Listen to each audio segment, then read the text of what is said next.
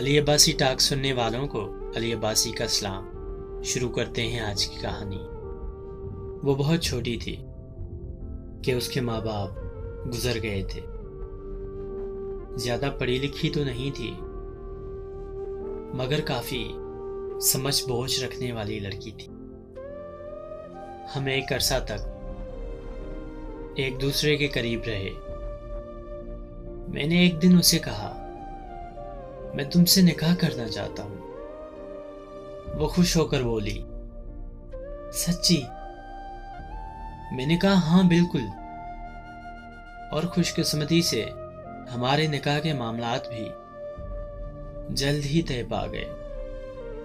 نکاح کی رات وہ مجھے پہلے سے بھی زیادہ اچھی لگنے لگی۔ سنو، میں نے اسے مخاطب کرتے ہوئے کہا، تمہیں یہاں کوئی تکلیف نہیں ہوگی۔ میں تمہارے اپنوں جیسا خیال رکھوں۔ اس کی آنکھوں میں آنسو تیرنے لگے۔ وہ پھوٹ پھوٹ کر رونے لگی۔ وہ اس طرح رو رہی تھی جیسے اسے کوئی بڑا صدمہ لگا ہو۔ میں نے اس کا سر سینے سے لگا کر اسے چپ کرانے کی کوشش کی، مگر اب وہ پہلے سے بھی زیادہ رونے لگی تھی۔ تمہیں کیا ہوا ہے؟ مجھے بتاؤ، چپ ہو جاؤ۔ میں نے پریشانی میں اسے تسلی دیتے ہوئے سوال کیا۔ وہ روتی ہوئی مجھ سے الگ ہو گئی اور اس نے پیٹھ سے قمیص ہٹا کر مجھے پیٹھ دکھائی، جہاں غالبا کسی تار یا کیبل سے مارے جانے سے سرخ لکیریں بن چکی تھی۔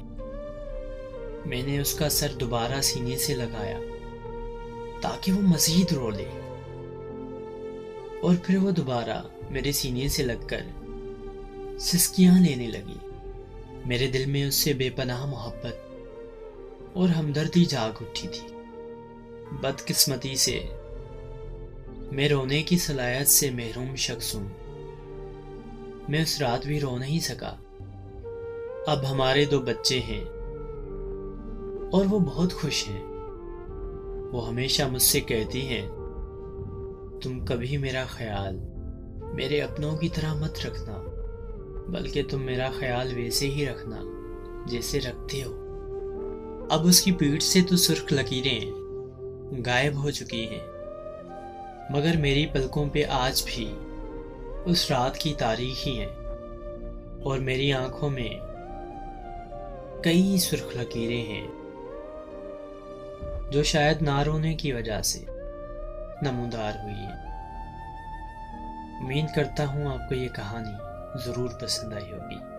ملتے ہیں اگلی کہانی میں۔